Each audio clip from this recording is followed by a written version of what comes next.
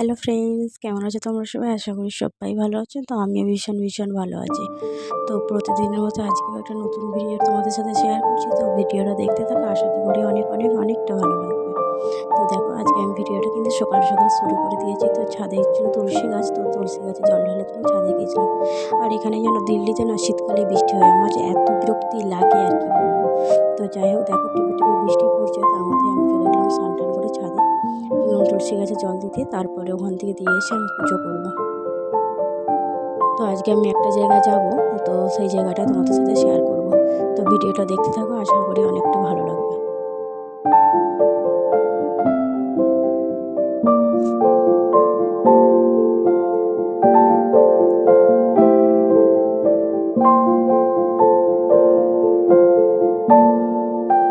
তো এদিকে তো দেখো, আমি ছাদে জল টল দিয়ে চলে এসেছি, পুজোটা করে নিয়েছি। তোমাদের সাথে আর শেয়ার করলাম না, কারণ ছাদে টিপটিপ বৃষ্টি পড়ছিল, আমার পুরো চুল টুল আবার ভিজিয়ে গেছে। তো সেই জন্য কী করলাম, আমি পুজো টুজো সেরে একেবারে নিজেকে একটু ফ্রেশ করে নিলাম, চুলটা আর একটু জল ছিল ভালো করে মুছে নিলাম। তো এদিকে দেখো, আমি ক্যামেরার সামনে এসে একটু দেখছি, তো তোমাদেরকে দেখে দিয়েছি সবাই।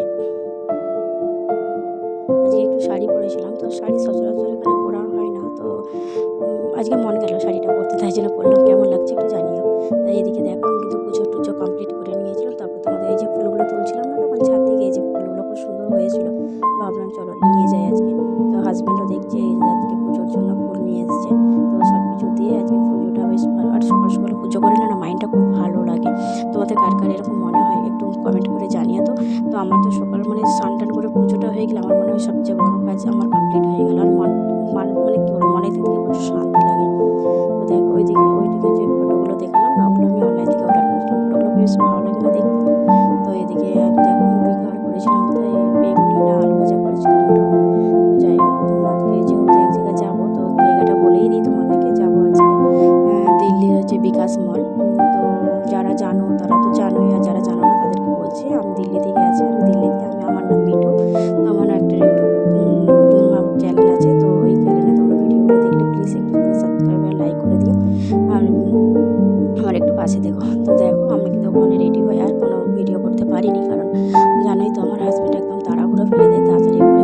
তো তাই জন্য আমি আর ওখানে না ভিডিও করতে পারি। এদিকে দেখো, আমি চলে আসলাম আর একবারে মলে। এটা হচ্ছে দিল্লির হচ্ছে বিকাশ মল। এখানে হচ্ছে পুষ্পা 2 ফিল্ম দেখতে এসেছি।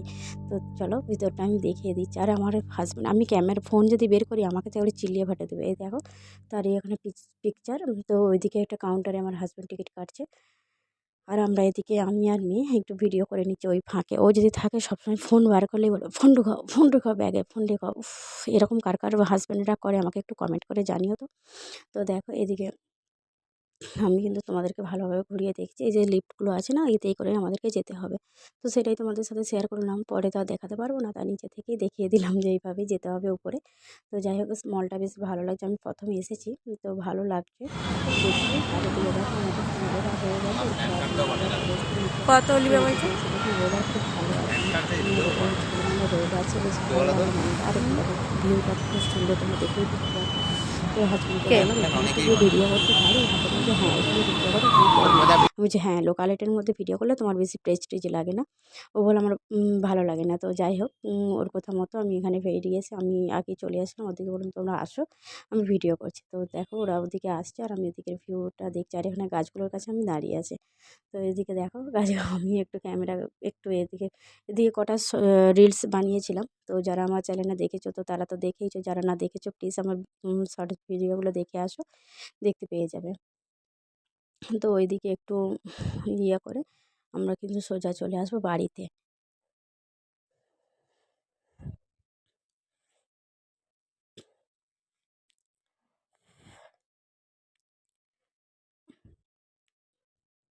এখানে আমি ছোটো ছোটো রিলস ভিডিও কটা বানিয়েছিলাম, তো তারিয়ে এদিকে দেখো একদম চলে এসেছিলাম বাড়িতে। এসে আর ভিডিও করতে ভালো লাগছিল না। আর যেহেতু আজকে আমরা দুপুরে লাস্ট খাবার টাবার বানিয়ে দিয়ে যাইনি আমি, এসেই কিন্তু আমার যে ভেজ বিরিয়ানি নিয়েছিলাম খেয়ে নিয়েছিলো। খাওয়া দাওয়ার পরে একদম ঘুমিয়ে গেছিলাম।